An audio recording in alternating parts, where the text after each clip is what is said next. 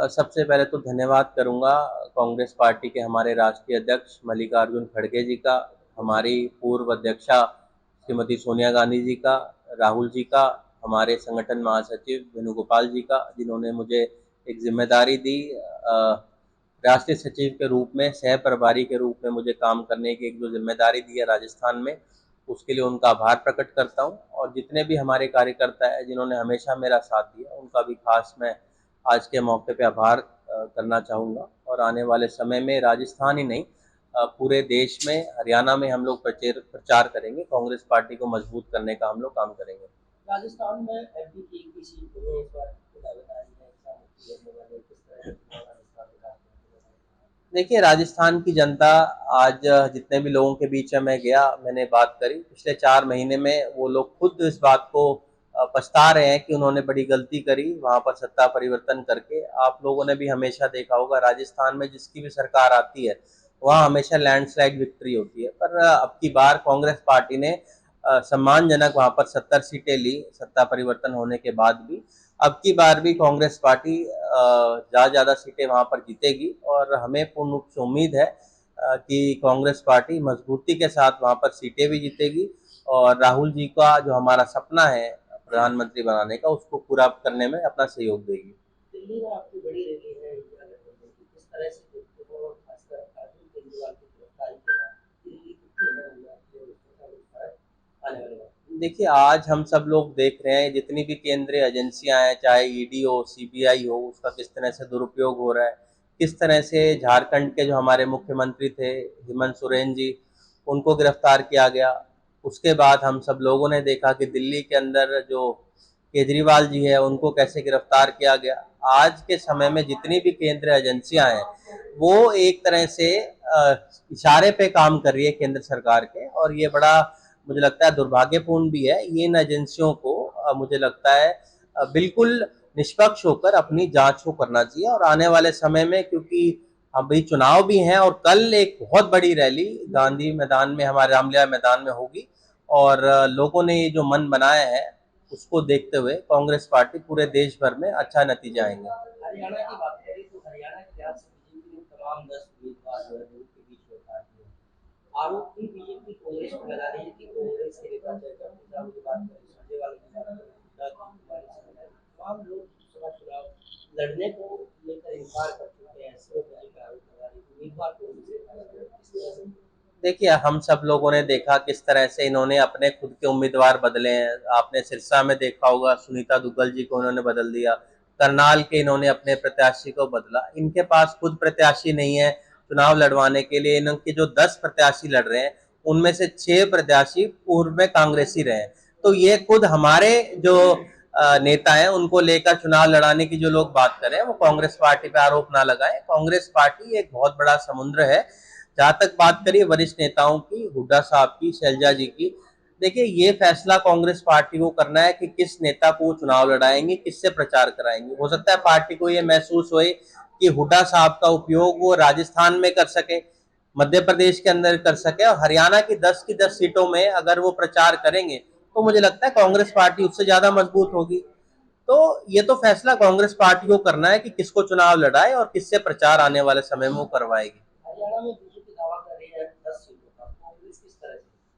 देखिए, जहां तक बात है बीजेपी की, बीजेपी बहुत दावे करती है। पिछली बार भी उन्होंने 75 पार का नारा दिया था, बट चुनाव के जब नतीजे आए तो उनकी केवल मात्र 40 सीट निकली। अभी आप लोगों को भी याद होगा 2019 के अंदर बहुत सारे हमारे जो प्रेस के साथी हैं, उन्होंने ये दावा किया था कि कांग्रेस पार्टी की 5 सीटें वहां नहीं आएंगी। उसके बावजूद भी हम लोग 31 सीटें जीते। बहुत सारी ऐसी सीटें हमारी थी जो बहुत कम मार्जिन से हम लोग हारे। जहां तक बात हरियाणा की, हरियाणा में मजबूती के साथ कांग्रेस पार्टी चुनाव भी लड़ेगी और 10 में से 10 सीटें जीतने का काम हरियाणा में हमारी पार्टी करेगी। क्या लगता है, क्या मंशा है क्योंकि उन लोगों को पार्टी में शामिल कर रहे हैं ऑलरेडी फेस कर रहे हैं? आप देखिए, आदर्श घोटाला था चौहान जी के ऊपर, उनको उन्होंने ज्वाइन करवाया। अजीत पवार जी के ऊपर कितने गंभीर आरोप इन्होंने ही लगाए थे, उनको इन्होंने फिर ज्वाइन करवाया।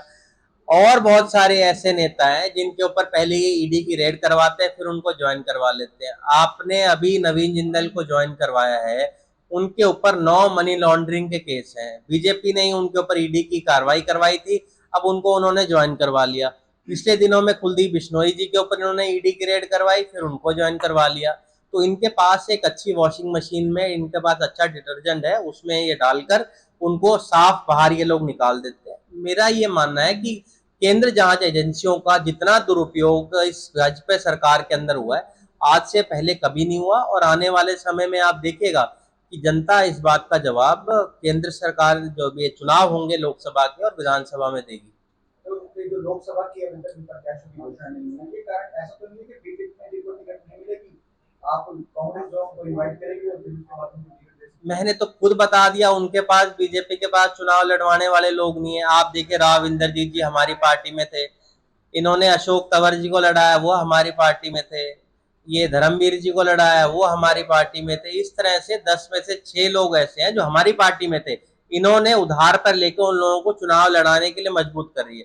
क्या बीजेपी जो बोलती है कि ये इस देश की और विश्व की सबसे बड़ी पार्टी है, उनके पास अपने नेता नहीं है चुनाव लड़वाने के लिए कि वो कांग्रेस से ले लेकर उनको लड़वा रही है?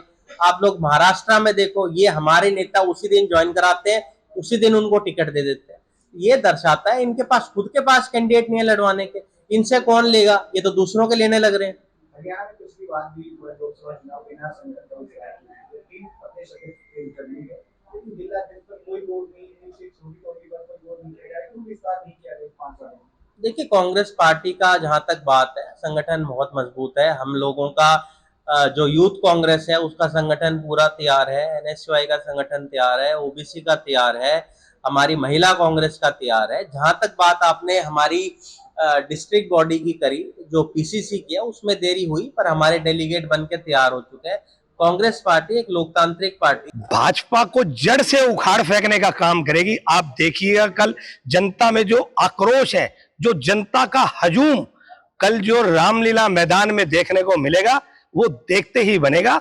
ये महारैली जो आज भाजपा सरकार ने जिस तरीके से आज देश को अस्त व्यस्त और नष्ट करने का काम किया है, उसमें मील का पत्थर साबित होगी। गुरुग्राम से आप भी जाएंगे शामिल होने के लिए? बिल्कुल, गुरुग्राम से हजारों की संख्या में सभी कार्यकर्ता मिलकर वहां पर कूच करेंगे और इस रैली को सफल बनाने का काम करेंगे। लोकसभा चुनाव से ठीक पहले ये रैली क्या समीकरण बदल सकती है?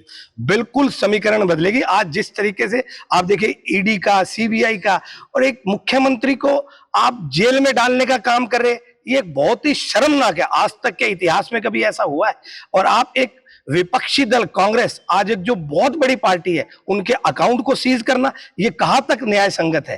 तो आप देखिए एक विपक्ष को दबाने का आज जो भाजपा सरकार कर गया, उसका मुंह तोड़ जवाब दिया जाएगा। आने वाले समय में आप देखिएगा इंडिया गठबंधन लठ गाड़ेगा, मैं कहता हूं लठ गाड़ेगा, और हरियाणा के अंदर कांग्रेस की सरकार बिल्कुल दनाती हुई, और आप देखिएगा कांग्रेस की सरकार देश में भी बनने जाएगी। कौन कौन से चेहरे वहां पर देखने को मिलेंगे इंडिया गठबंधन से? इंडिया गठबंधन के सभी बड़े चेहरे, सभी पार्टियों के सभी बड़े चेहरे वहां पर आपको मिलेंगे, और जनता को एक ऐसा दृश्य दिखेगा कि एक सारा विपक्ष एकजुट होकर जो आज तानाशाही इस देश में चल रही है, उसका सूपड़ा साफ करने का काम ये महारैली करेगी। अमित जी, आज कैलाश गहलोत जो परिवहन मंत्री है, उसको भी ईडी ने सम्मन भेजा शामिल होने के लिए, क्या कहना चाहेंगे? देखिए आज इस तरीके का माहौल इस देश के अंदर हो चुका है कि जितने भी विपक्षी नेता है सबको आप ईडी का सम्मान करो। मोदी जी की गारंटी, आज कितना जोर शोर से बोलते हैं मोदी जी की गारंटी, क्या मोदी जी की ये गारंटी है कि जितने भी जिनको आप आरोप लगाया करते थे, जिनको आप डिफॉल्टर घोषित करते थे, आज आप उनको टिकट देने का काम कर रहे हो? कैसे विश्वास करेगा? कैसी मोदी जी की गारंटी? ऐसी गारंटी नहीं चाहिए देश को, ऐसी गारंटी वाला आदमी नहीं चाहिए, और ऐसी गारंटी नहीं चाहिए। सूपड़ा साफ होगा, मैं आपको दावे के साथ कहता हूं। आप देखिएगा इस बार क्या हर्ष होगा भाजपा। लेकिन भाजपा तो कह रही है कि कांग्रेस को उम्मीदवार नहीं मिल रहे हरियाणा के लिए। देखिए भाजपा ने सारे एक ठेका ले रखा चोरी के उम्मीदवार उतारने का। आज हरियाणा में कितने उम्मीदवार अपने हैं? आप दूसरे पे आरोप लगाते हो, अपने गिरेगा बिरमान में छापो। जिसके घर शीशे के होते दूसरों पे पत्थर नहीं फेंका करते। आज सारे के सारे उम्मीदवार कांग्रेस के एक लिए हुए, जिनको आप डिफॉल्टर बताते थे, आज आपकी वॉशिंग मशीन में धुल करके बिल्कुल साफ हो गए। ऐसी सरकार देश में चल रही है, नहीं चाहिए ऐसी सरकार, ऐसी अस्थायी सरकार, ऐसी शर्मनाक सरकार, ऐसी क्रूर सरकार बिल्कुल नहीं चाहिए। और बिल्कुल मैं आपको दावे के साथ कहता हूं, कल महारैली जो है आप देखिएगा एक मील का पत्थर साबित होगी।